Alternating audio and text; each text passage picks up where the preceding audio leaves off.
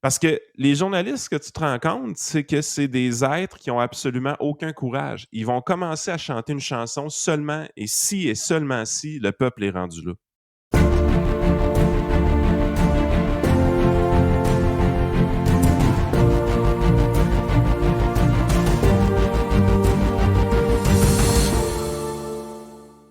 Notre chum Yann Sénéchal, qui est probablement dans son studio de sa maison, parce que qui est assez fou pour sortir aujourd'hui avec la température qu'on a eue ce matin, regarde, pas grand monde.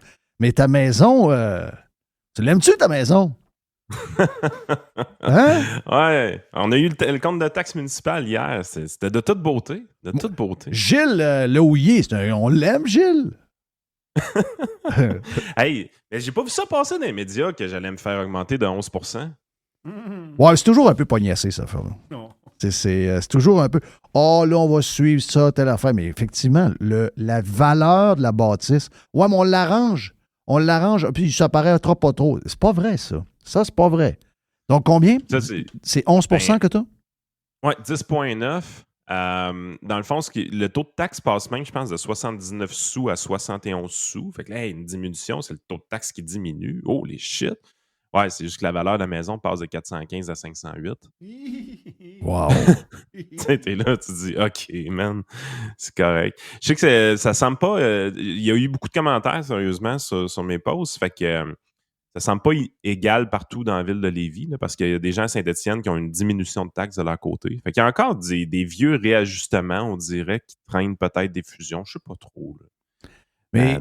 Mais tu sais, je comprends que tu fais partie des gens qui travaillent fort et qui ont des bonnes conditions, mais il y en a qui travaillent fort aussi et qui ont des conditions pas pires, mais là, leurs conditions fait que c'est tout le monde qui cogne à la porte pour un 100 de plus, puis un 200 de plus, puis ça semble à l'infini en ce moment. Mais ça m'inquiète beaucoup, beaucoup, beaucoup. Puis si tu rajoutes ça, l'inflation, le coût de la vie, tout ce qu'on connaît, tout ce qu'on parle depuis des mois, tout ce qu'on avait prédit, by the way, en mai 2020. Oui.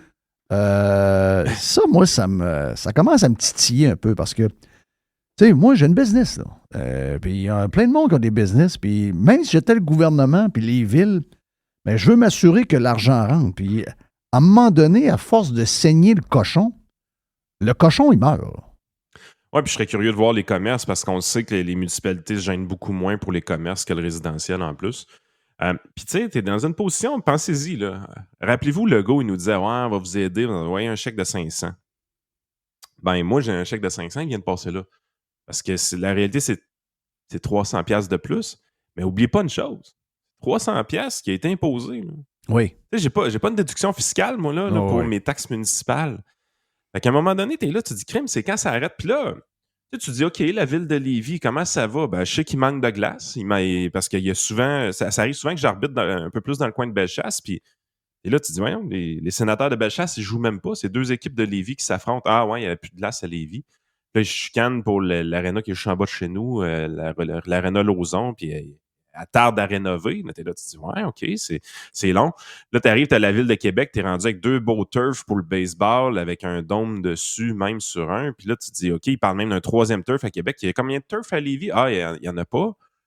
OK, là, tu es là, tu te dis, ouais, ils vont où cet argent-là de taxes en plus? Hein? Le service présentement, le service de bus de la ville de Lévis, il est comme en grève 1 ou 2 journées par semaine. Oui. Ça fait chier le monde comme c'est pas possible, cette affaire-là. C'est OK, t'es capable d'augmenter mes taxes de 10%, mais t'es pas capable d'augmenter tes employés. Parfait, c'est le fun. Où c'est qu'elle va, l'argent? Je sais pas. Puis, ça fait pas longtemps que je suis à Lévis, là. Moi, j'ai pas connu ça, les vidanges qui étaient ramassées à chaque semaine, mais apparemment, c'est tout récent qu'ils ont enlevé ça. Maintenant, c'est rendu aux 2 semaines. Ben voyons! Puis Lévis...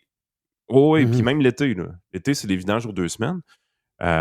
Puis ce que tu découvres aussi quand tu parles aux autres citoyens qui sont un peu partout au Québec, tu te rends compte que les vidanges aux 2 semaines, c'est un luxe maintenant. Tu as des places comme Sainte-Julie, c'est rendu les vidanges aux 3 semaines. Voyons donc, toi! Je te le jure, il y a des endroits déjà dans les Laurentides qu'on est au mois présentement. J'ai même quelqu'un qui me dit que quand il est arrivé pour se plaindre à la ville, la fonctionnaire lui a répondu, ben c'est ça l'objectif, monsieur. Parce que son bac est débordé, je peux-tu en avoir un deuxième? Ce qu'ils veulent, eux autres, c'est que tu fasses moins de déchets. Exact. Ils disent, je peux-tu avoir un deuxième bac, mais vous les ramassez juste une fois par mois, ça n'a pas de bon sens, j'en ai besoin d'un deuxième. Ils disent non, le but, c'est que tu en aies moins. C'est incroyable. Fait que là, tu es là, tu dis, où c'est qu'on C'est s'en va? incroyable. Écoute, T'as moins de déchets, mais t'as plus de rats, là. Un client à Sainte-Julie, lui, il a pogné un Christy de gros rat dans son bac à vidange. Ben voyons, c'est sûr. Mais non, non, il était gros. Il était vraiment gros, le rat. Sais-tu comment il était gros, Jerry? Il était la grandeur d'un homme. Hein? Il avait mis des boîtes de Saint-Hubert avec des os dedans dans son bac à recyclage. Il s'est ramassé avec un ticket de 65$ parce qu'il y avait un rat qui fouillait dans les poubelles. Ben voyons donc! Ouais, c'est quoi cette histoire-là? Là? C'est un cauchemar! C'est pas vrai, ça. Là. Il n'y a rien de tout ce que tu racontes là est vrai. Là. Ça se peut pas. Là. Il y a une police des poubelles à Sainte-Julie. Tabarnache. Ça donne bien avec les sujets que je voulais te jaser. Il y a deux affaires que je veux te jaser. Il y a d'abord un maudit fatigant. Puis il m'a dit comme notre chum Joe Hamel nous a dit cette semaine. J'ai remarqué aussi au cours des dernières années que ce gars-là a utilisé beaucoup, parce qu'on utilise beaucoup le HEC pour faire semblant que les gens qui sortent de là sont comme des gens un peu plus à droite. Et finalement, c'est pas tout du monde à droite, là, souvent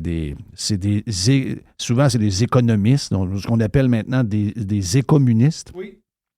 Et ces gens-là nous arrivent avec des histoires, puis là, ben, avec les années, c'est un gars que les gens ne connaissent pas, mais vous devez porter attention à ces gens-là parce que c'est des gens qu'on appelle quand le gouvernement a besoin d'avoir un expert pour savoir quoi faire sur quelque chose. Pierre-Olivier Pinault, c'est dans la gang là, de Luc Patente-Chose à Sherbrooke, puis de Pierre Fortin. C'est tout le temps la même... Luc Godbout. C'est tout à peu près la même affaire. Et là, lui, ce gars-là, il sort un livre, puis il s'adresse directement au gouvernement du Québec et à François Legault. Puis, regarde, c'est pas compliqué, là. Ultimement, ce que ce gars-là dit, puis qui est dans les journaux et qui est dans les médias à tout le temps, mais c'est un gars qui s'est radicalisé vraiment au cours des dernières années, pas à peu près. Un gars qui a peur des changements climatiques, un gars qui nous demande... C'est quelqu'un qui vous demande, regarde, si je fais un résumé, là, c'est quelqu'un qui ne veut plus que vous ayez de char, même pas un char électrique. C'est quelqu'un qui ne veut plus qu'il y ait de nouveaux barrages électriques, parce que là, ce qu'on a annoncé hier à Montréal, hier, on a annoncé, c'est une recommandation là, qui sera probablement effective pour tous ceux qui vont bâtir des nouvelles bâtisses ou encore vous allez avoir une nouvelle maison. Les droits grand-père vont être laissés là. Vous avez un poêle au gaz, vous allez le garder. Si vous avez une bâtisse qui est chauffée au gaz, elle va rester de même. Mais tout ce qu'il y a de nouveau à Montréal sera électrique. Donc, l'électrification de tout, incluant les transports, les bâtisses et tout ce que tu veux, mais ça va demander plus de courant. Lui, il dit non. On ne fera pas d'autres barrages, ça n'a pas de bon sens, puis on ne sera pas capable de s'entendre avec les Inuits et ce gang-là. Donc, la seule affaire qu'on va devoir faire, c'est on coupe le courant des maisons, on rapetisse les maisons, on enlève les chars, on met des taxes kilométriques, on empêche les gens d'avoir des maisons en banlieue, etc. Moi, je ne suis plus capable d'entendre ça. S'ils pensent qu'on va changer nos affaires en essayant tout le temps d'écœurer le monde, d'enlever ce qu'on a, puis on n'a pas grand-chose. OK, si je vous compare à un pays de marde comme, mettons, la Corée du Nord, OK, je suis privilégié, mais je veux dire, je suis toujours bien pas Tom Cruise dans sa maison de 22 000 pieds carrés dans les montagnes de Hollywood, là. Tu sais, arrêtez d'écœurer le monde. Je ne sais pas qu'est-ce qu'ils pensent gagner avec ça, mais le pire, c'est que les journalistes semblent les vénérer. Après ça, les politiciens les écoutent, suivent leurs recommandations. Qu'est-ce qu'on peut faire contre ce maudit discours complètement débile-là qui nous entoure? Premièrement, je pense qu'il faut arrêter de la désinformation. Il faut informer aussi, mais de l'autre bord. Tu sais, des gars comme Bjorn Lorgborn. Oui, moi, c'est mon préféré. Des gars, qu'est-ce qu'ils font là? Je pense que c'est pertinent ce qu'ils font, ces gens-là. Je vais te donner un exemple. À un moment donné, j'avais une intuition, puis je voulais la vérifier. Puis quand j'ai fouillé un peu les graphiques, j'ai confirmé cette intuition-là. C'est une intuition qu'on avait beaucoup dans le trio économique, puis tout ça. Je sais que Vincent nous en parlait. Puis la game, c'était la suivante. Par habitant, le Canada, l'émission de gaz à effet de serre est en diminution. Oui. Quand tu regardes les médias, tu n'as pas l'impression que c'est ça. On nous dit tout le temps qu'on consomme plus. Ouais, mais là, il y a plus de VUS sur les routes, puis tatati, puis tatata. By the way, plus de VUS sur les routes. As-tu vu les routes? Oui, on n'a pas le choix. C'est C'est rendu nécessaire. Là. Ben oui, c'est rendu nécessaire. Question de sécurité. Il y a des trous partout. Oui. Okay? Mais la game, c'est là, tu dis, ça n'a pas de bon sens. Oui, mais c'est parce que le VUS de 2023, il consomme moins que l'automobile de 2002. Oui. C'est ça, juste de même. Oui. Fait que là, à un moment donné, tu es là, tu te dis, crime, c'est quand est-ce qu'il va y avoir le contre-discours, puis que ce contre-discours-là va être articulé? Parce que les chiffres, le data, ce qu'il nous dit, c'est réellement, depuis qu'on s'est enrichi beaucoup, beaucoup, beaucoup, grâce à notre industrialisation, on est vraiment dans une position où est-ce qu'on a pris le chemin inverse. Par habitant, présentement, on émet moins de gaz à effet de serre qu'il y a plusieurs années, il y a quelques années. Donc, on est en train de marcher dans la bonne direction. Principalement, pas parce qu'on a restreint notre consommation, principalement grâce au développement technologique, grâce au capitalisme, grâce à la compétition, grâce aux investissements massifs dans la recherche et le développement pour toujours produire de meilleurs produits. Ah, mais les autres, ils vont te dire, la raison pourquoi les voitures consomment moins, tout ce qu'on a trouvé au niveau technologique, le poids, les transmissions, les ci, les ça, c'est justement parce qu'entre autres, des endroits comme la Californie ont grimpé l'essence à 5$ le gallon, puis que ça a poussé les grands constructeurs à essayer d'offrir des produits qui consomment moins pour que les gens continuent d'acheter des voitures. Donc, ça découle toujours d'une réglementation. C'est ce qu'ils nous disent. Mais c'est faux. La réalité, c'est quand tu regardes dans plusieurs... Même Vincent Geloso, justement, a justement fait une recherche, une autre thématique, tu vas dire, là, mais qui prouve un peu son point. Généralement, les réglementations, ils ont tendance à arriver d'un coup que le travail est fait ou commence à être fait. Par exemple, la loi 101. La francisation au Québec ou la plus grande présence du français comme langue commune sur les lieux de travail, là, ça a commencé à s'opérer bien avant l'apparition de la loi 101. Dans le narratif historique des Québécois, on a l'impression que c'est grâce à la loi 101 qu'on parle français sur notre lieu de travail aujourd'hui. Ouais. La réalité, c'est qu'on a fait cette loi-là d'un coup que la job était faite. Regarde présentement le changement de discours de Chantal Hébert, par exemple. Par rapport bonne humeur avec quelle bonne humeur! Bonne humeur avec les sondages qui donnent le Trudeau gagnant. Bonne humeur, Chantal. Chatou! Mais je pense que c'est pas le sondage qu'elle a vu, Chantal. Parce que quand tu arrives et tu fouilles un peu, tu trouves des extraits d'elle qui dit que les soins de santé privés, c'est une bonne chose. Puis là, allez pas penser qu'on parle des soins de santé privés américains. Là. Il se fait des bonnes choses en Europe.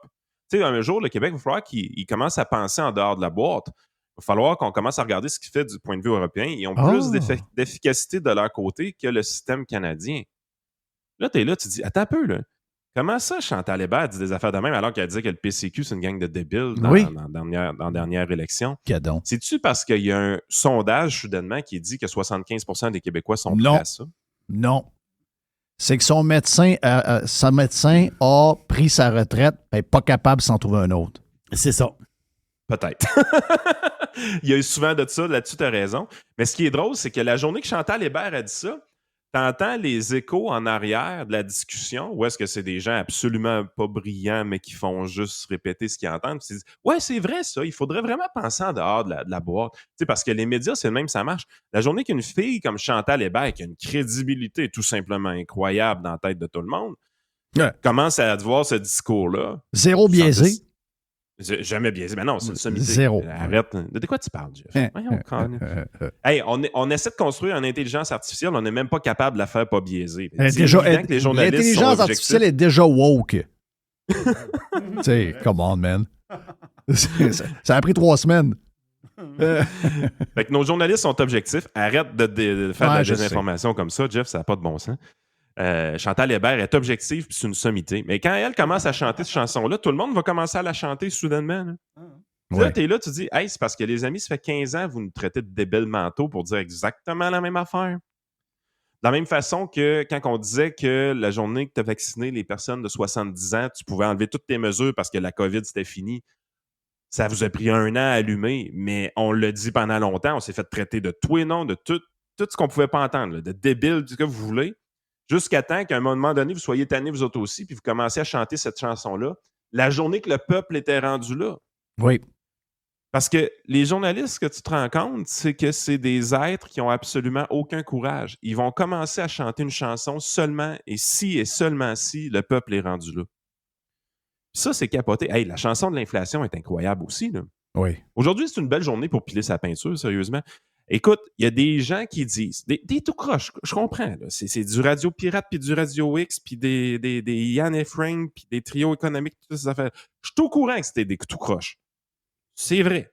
C'est sûrement du monde pas fiable. As-tu parlé du panel qui dit la même chose qu'on disait en mai 2020? Je pense que oui, je m'en vais là. Oui. Écoute, là, on commence à comprendre que l'inflation, finalement, c'est peut-être pas la guerre en Ukraine, c'est peut-être pas non plus le bris des chaînes d'approvisionnement, puis toutes sortes d'autres raisons. C'est peut-être parce qu'on a imprimé trop d'argent. Mais ils disent, mais on comprend qu'il n'y avait pas le choix, mais ils l'ont peut-être fait trop longtemps. Moi, je pense qu'il y avait le choix.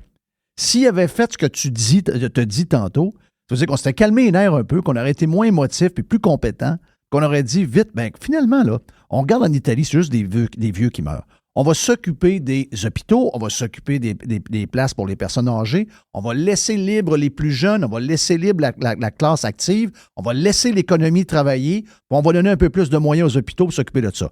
Ça n'aurait jamais coûté 325 milliards, ça aurait coûté peut-être quoi, 50, et on n'aurait pas l'inflation qu'on connaît là.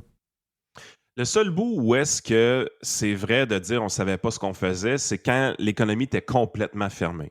Ça, c'est vrai que ce n'était pas arrivé avant. Oui, mais ça n'aurait pas dû durer 6 mois de temps, là. Ben, ça aussi, c'est vrai. Ça aussi, c'est Mettons, vrai. Mettons, mois de mars, avril, OK, 20 mars, aller jusqu'au 20 mai, tiens. Puis après ça, on se réveille. Bon, écoute, ça vient de se calmer. Là. Bon, là, on sait c'est quoi. Là, le maudit avion là, qu'on est en train de bâtir pendant qu'il est dans les airs, c'est fini. Là. On sait de plus en plus la bébite qu'on a, puis on sait qui a tué. À partir de là, c'est fini. Là. Mais tu sais, c'est qu'à un moment donné, tu arrives. Moi, ce qui m'a épaté dans ce débat-là, c'est que moi, dès le mois de mai, j'étais là, je voyais les programmes qui étaient mis en place par les banques centrales, puis j'étais là, ils sont malades. Ils sont en train d'imprimer plus d'argent qu'ils en ont imprimé dans la crise de 2008. Mais sur une période de 10 ans après, pour stimuler l'économie. Ils sont en train de faire ce qu'ils ont fait quasiment en 10 ans. Ils sont en train de comprimer ça en quelques mois avec une économie qui est complètement fermée. Dans le sens que, généralement, tu imprimes de l'argent pour stimuler une demande. Mais là, tu ne pouvais pas stimuler une demande. Les gens ne demandaient rien. Ils étaient pognés dans leur maison. Fait que tu as eu du hoarding de cash qui s'est fait. Le cash s'accumulait dans les entreprises, s'accumulait dans les comptes de banque et ainsi de suite. Ça, c'était jamais vraiment arrivé en si peu de temps dans l'histoire. Fait qu'on n'avait pas vraiment idée de si on en faisait assez ou pas. Mais une chose était sûre, essayer de stimuler la demande pendant qu'il n'y a pas de demande, c'est pas super brillant. Non. Et éventuellement, on disait qu'il allait avoir des conséquences à ça. On a fait le choix de reporter la crise économique ou la crise financière ou l'inflation que ça allait créer à plus tard. Parce que normalement, quand tu fermes l'économie, on aurait dû avoir une crise économique profonde. On ne l'a pas eu. Si on se dit que l'objectif était réellement d'éviter une crise économique pendant une pandémie, est-ce que cet objectif-là était atteint? La réponse est oui. Il faut être honnête quand même intellectuellement. Ils ont atteint leur objectif. Oui, mais le but, c'est que tu avais eu une crise économique avec la patente de la pandémie. Le monde a faim. Le monde perd le job. On va dire de quoi? Il y a une guerre civile. Là. Ah, exactement. C'est pour ça que de ce côté-là, ils ont accompli leur objectif. C'est dur de leur en vouloir d'avoir accompli cet objectif-là. Par contre, où est-ce qu'on peut leur en vouloir? C'est ici. La journée que tu imprimes autant d'argent pour sauver l'économie puis t'assurer de ne pas avoir une crise économique en même temps que tu as une crise sanitaire, la journée que tu fais ça, va pas dire au monde que ça va se faire sans conséquences. C'est ça. Va dire aux gens, sois honnête, puis dire, là, on vient d'imprimer beaucoup d'argent. On veut préserver l'économie. Mais faites attention à votre cash. Faites attention parce que dans l'histoire de l'humanité, quand on imprime de l'argent de cette façon-là, généralement, ça a tendance à causer de l'inflation. Oui. Puis là, ça risque de nous faire des gros bobos dans 1 an ou 2 ans. Donc, soyez prudents. Tu sais, dire la vérité. Exactement. Dire la vérité au monde. Dernier sujet. Vas-y, Yann. Ça, c'est quelque chose que tes auditeurs entendaient, que les gens dans ma clientèle entendaient, puis les gens, justement, ont réussi à faire attention dans leurs finances personnelles. Ils n'ont pas pris des affaires complètement folles. J'ai pas une tonne de clients qui ont acheté une maison en étant le 15e sur une surenchère. J'ai pas beaucoup de gens qui ont fait ça. Il y en a quelques-uns, puis il y en a qui n'avaient pas le choix. Souvent, c'est des gens de 22, 23 ans. Il fallait qu'ils n'aient une maison à un moment donné. Je comprends ce bout-là. Là. Mais on a été capable de prévenir beaucoup de problèmes au niveau individuel en ayant un discours transparent dès le début pour dire quand tu imprimes comme ça, généralement, il va en avoir de l'inflation. Ça ne veut pas dire qu'il va en avoir. On ne sait pas combien de temps ça va durer. On ne sait pas quelle ampleur ça va avoir. Mais Christy, Il y a des conséquences généralement à imprimer de l'argent. Là, tu avais le premier ministre qui disait qu'il n'y avait pas de conséquences. Tu avais les dirigeants des banques centrales qui disaient qu'il n'y avait pas de... À l'Assemblée nationale, Legault, il riait, là. Oui, Legault riait de l'inflation. Il riait, là. Il disait 5% d'inflation. Ça n'arrivera plus jamais, mais dans quel monde vous vivez? Dans quel monde vous vivez? À l'Assemblée nationale. Des Carrément. Ah oui. Puis les gens, ils prennent des décisions en fonction de leurs élites. Donc, ils écoutent l'élite journalistique, l'élite médiatique, l'élite politique, leur dire qu'il n'y aura pas de conséquences négatives à avoir imprimé autant d'argent. Fait que les gens continuent à la dépenser, continuent à surconsommer, continuent à bêter cher pour des maisons.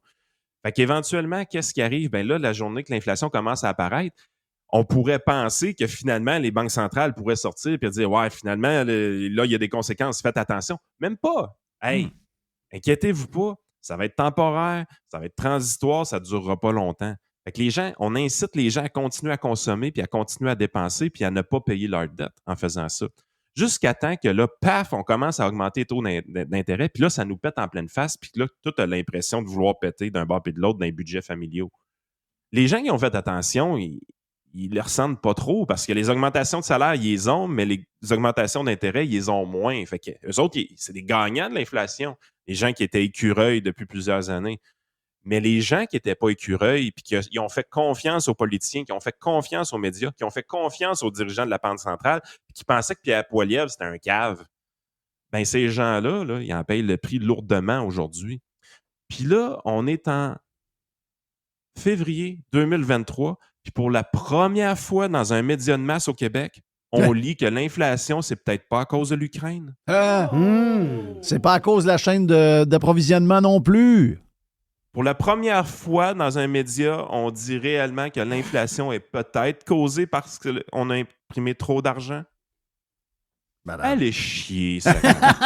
J'aime ça. Hey, je finis avec quelque chose pour toi, Yann. Il y a des co-signataires. J'ai vu le tweet d'un gars qui s'appelle Olivier Jacques. Lui, c'est un professeur adjoint en économie politique des finances publiques de l'Université de Montréal. C'est un texte de la presse parce que le gouvernement a dit on va probablement baisser les impôts parce que tu sais, c'est ce qu'on disait depuis. Arrêtez de donner des chèques. Puis commencer à jouer sur des choses qui sont récurrentes pour nous autres puis qui fait que ça va nous donner un peu d'espace de manœuvre puis qu'on va en avoir un peu plus puis qu'on va être un peu plus égalitaire par rapport à nos voisins, entre autres. Et là, ben, il nous laisse voir qu'on pourrait avoir des baisses d'impôts qui pourraient représenter entre 300 $ et 800 $ de baisse d'impôts par individu annuellement.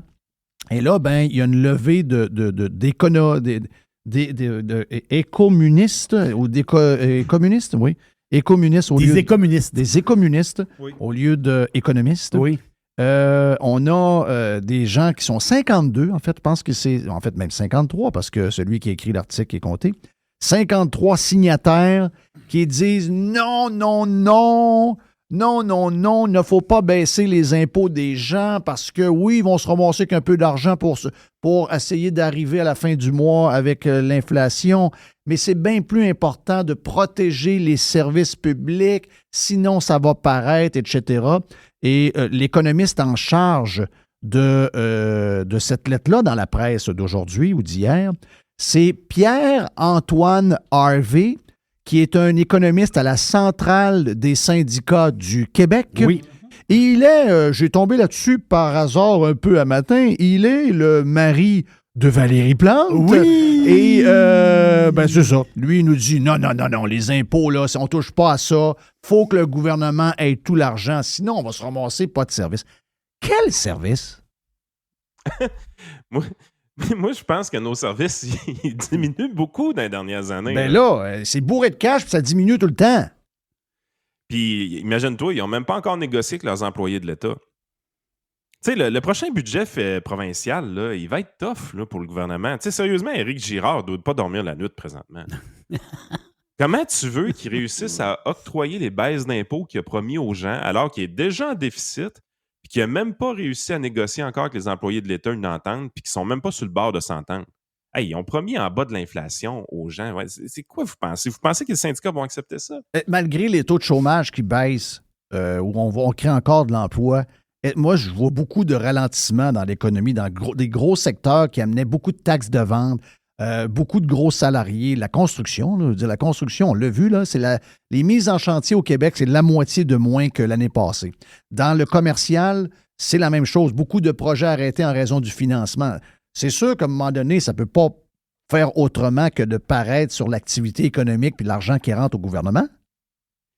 Bien, c'est sûr que ça a un impact. Je veux dire, la construction, c'est un des secteurs d'activité les plus cycliques qu'il n'y a pas, puis évidemment très dépendant des taux d'intérêt. Fait que de voir que présentement, on connaît des ralentissements de ce côté-là, j'ai quand même tendance à dire que c'est peut-être un peu sain parce que ça carburait bien trop dans les dernières années. Clair, ben oui.